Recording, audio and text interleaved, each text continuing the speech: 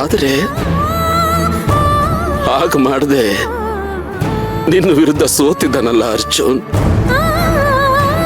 ಮೌನಕ್ಕೆ ಶರಣಾಗಿ ನಿನ್ನ ಬಹುದಿನದ ಬೇಡಿಕೆ ಇತ್ತಲ್ಲ, ಡಿವೋರ್ಸ್ ಡಿವೋರ್ಸ್,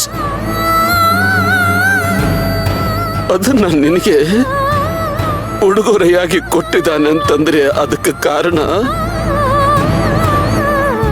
ಸಾವಿನ ಭಯ, ನಿನ್ನ ಸಾವಿನ ಭಯ ಅಷ್ಟೇ.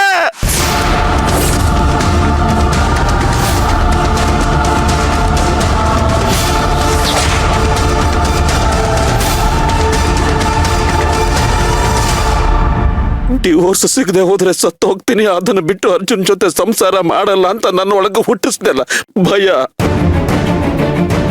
ಆ ಭಯನ ಅರ್ಜುನ್ಗೆ ಟ್ರಾನ್ಸ್ಫರ್ ಮಾಡ್ದೆ.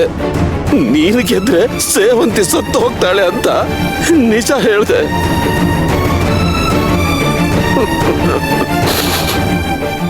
ಅದಕ್ಕೆ ಅರ್ಜುನ್ ಸೋತೋದ ಅರ್ಜುನ್. ನಿನ್ನನ್ನ ಗೆಲ್ಸಿ, ನಿನ್ನನ್ನ ಬದುಕಿಸಿ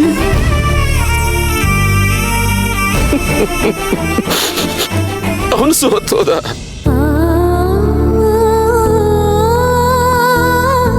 ನನ್ನೊಳಗಿನ ಲಾಯರು ಅವನ ಸೋಲನ್ನ ಇಷ್ಟಪಡ್ತು.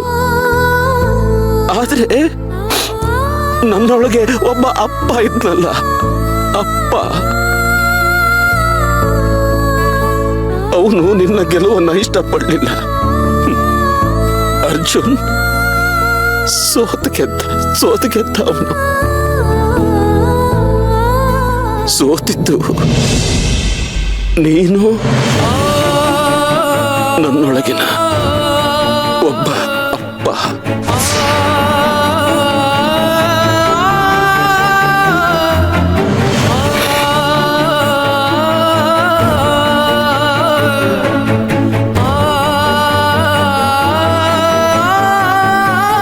ಹೆಂಡತಿ ಆಸೆನ ಪೂರೈಸೋದು ಗಂಡನ ಕರ್ತವ್ಯ, ಧರ್ಮ ಅನ್ನೋದನ್ನ ಮರೆತು ಇಷ್ಟು ದಿವಸ ತಮ್ಮ ಅಮೂಲ್ಯವಾದ ಸಮಯನ ನಾನು ಹಾಳು ಮಾಡಿಬಿಟ್ಟೆ. ಅವ್ರು ಇಷ್ಟಪಟ್ಟ ಹಾಗೆ ಅವ್ರಿಗೆ ಡಿವೋರ್ಸ್ ಕೊಡೋಕ್ಕೆ ನಾನು ಸಿದ್ಧವಾಗಿದ್ದೀನಿ.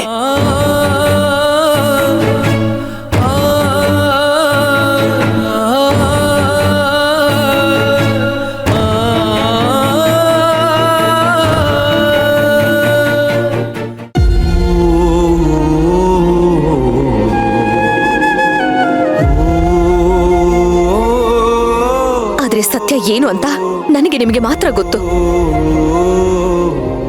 ಅದೆಲ್ಲ ನಾಟಕ. ನಾನು ಇವರಿಂದ ದೂರ ಆಗಿರೋದು ನಿಮಗೋಸ್ಕರ ಅಂತ, ನೀವ್ ನನ್ನ ಹತ್ರ ತಗೊಂಡ್ರು ಮಾತಿಗೋಸ್ಕರ ಅಂತ. ಆಗಲ್ಲ ಅತ್ತೆ, ಅವರಿಂದ ದೂರ ಇರೋದಕ್ಕಾಗಲ್ಲ. ಏನೇ ಸೇವಂತಿ ಇದು? ನಿನ್ ಮಾತಿನ ವರ್ಷನೇ ಬದಲಾಗ್ತಿದೆ. ನೀನು ನನ್ ಮಗನ್ ಬಿಟ್ಟು ಹೋಗಲ್ವೇನೆ?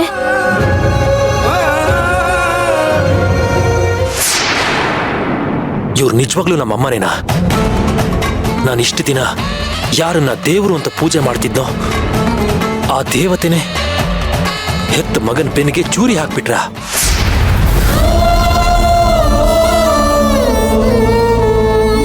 ನಾನು ಪ್ರಾಣಕ್ಕಿಂತ ಹೆಚ್ಚಾಗಿ ಪ್ರೀತಿಸ್ತಿದ್ದ ನನ್ನ ಪ್ರೀತಿ ದೇವತೆನ ನಮ್ಮಮ್ಮನೇ ನನ್ನಿಂದ ದೂರ ಮಾಡ್ಬಿಟ್ರ? ಅದು ಸೇವಂತಿಗೆ ಇನ್ಮುಂದೆ ಮಕ್ಕಳಾಗಲ್ಲ ಅನ್ನೋ ಒಂದೇ ಒಂದು ಕಾರಣಕ್ಕೆ ನಮ್ಮಮ್ಮನು ಟಿಪಿಕಲ್ ಅತ್ತೆ ಆಗ್ಬಿಟ್ರ?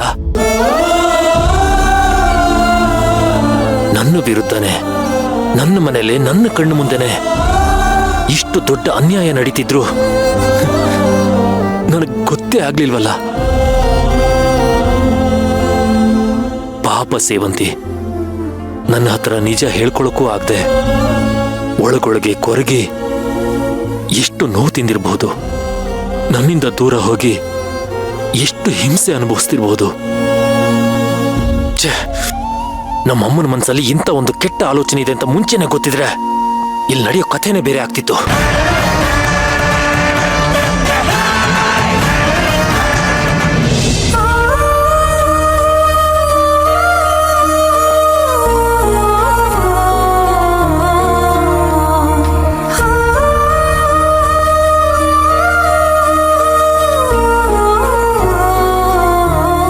ಸೇವಂತಿ, ನನ್ನ ಹೆಂಡತಿಗೆ ನನ್ನ ನೋವು, ನನ್ನ ಪ್ರೀತಿ ಏನೂ ಅರ್ಥ ಆಗಲ್ಲ.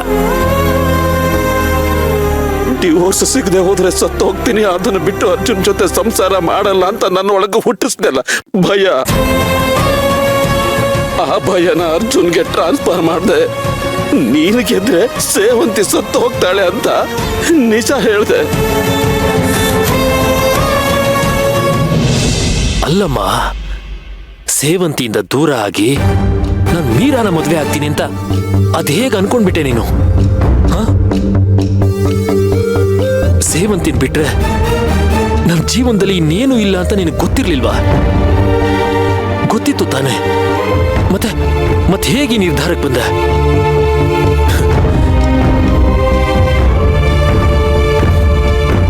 ರಾಕ್ಷಸಂತರ ಇದ್ದ ಈ ನಿನ್ನ ಮಗನ್ನ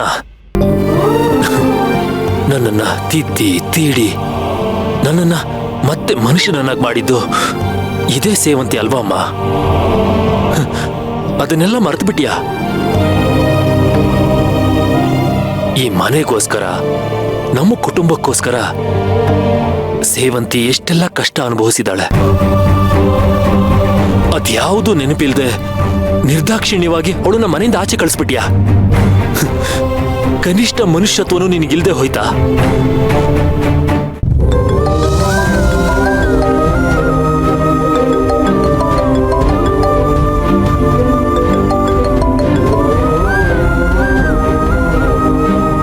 ಹಲೋ. ಹಲೋ ಕಂದ, ಹುಷಾರಾಗಿದ್ದೀನಮ್ಮ. ಇವನೇನು ಇಷ್ಟೊತ್ತಿನಲ್ಲಿ ಫೋನ್ ಮಾಡಿ ತಲೆ ತಿಂತಾನೇನೋ ಅಂತ ಅಂದ್ಕೊಂಡ್ಬಿಟ್ಯಾ? ಪುಟ್ಟ, ನನಗೊಂದು ಕೆಟ್ಟ ಕನಸು ಬಿತ್ತು. ಅದರಲ್ಲಿ ಯಾರಿಗೂ ಹೇಳ್ಕೊಳಕ್ ಆಗದೆ ಇರುವಷ್ಟು ದುಃಖ ಪಡ್ತಿದ್ದೆ ನೀನು. ಯಾರು ಎಷ್ಟೇ ಸಮಾಧಾನ ಮಾಡಿದ್ರು ಅಳುತ್ತಾನೆ ಇದ್ದೆ. ನಿನ್ನ ಅಳು ನೋಡಕ್ಕಾಗದೆ ನನಗೆ ಎಚ್ಚರ ಆಗ್ಬಿಡ್ತು. ಪುಟಿ, ಹುಷಾರಾಗಿದ್ಯಾ ತಾನೆ ನೀನು? ನಾನೀಗ ನಿಜವಾಗ್ಲೂ ಅಳ್ತಾ ಇದ್ದೀನಿ ಅಂಕಲ್. ಯಾಕಮ್ಮ, ಏನಾಯ್ತು? ನೀನ್ ಎಲ್ಲಿದ್ಯಾ? ಅರ್ಜುನ್ ಮನೇಲಿದ್ಯಾ ತಾನೆ? ಇಲ್ಲ, JP ಸರ್ ಮನೇಲಿದ್ದೀನಿ. ಕೊನೆಗೂ ಅವನ ಆಶ್ರಯಕ್ಕೆ ಹೋಗ್ಬಿಟ್ಟೆ ಅಮ್ಮ. ಬೇರೆ ದಾರಿ ಇರ್ಲಿಲ್ಲ ಅಂಕಲ್. ನಿನ್ನ ಸಮಸ್ಯೆ, ನಿನ್ನ ದುಃಖ ನನಗರ್ಥ ಆಗತ್ತೆ ಕಂದ.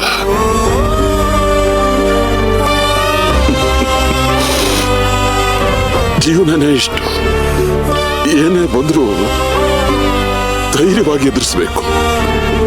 ಪ್ರವಾಹದ ವಿರುದ್ಧ ಕಣಮ್ಮ.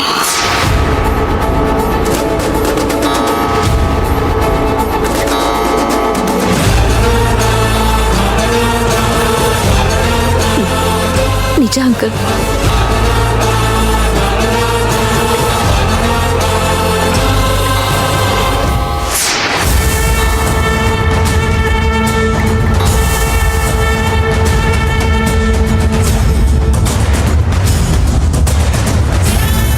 ಅಂಕಲ್, ಅಲ್ಲಿವಾಗ ಟೈಮ್ ಎಷ್ಟು? ಯಾಕಮ್ಮ? ನೀವ್ ಹೇಳಿ.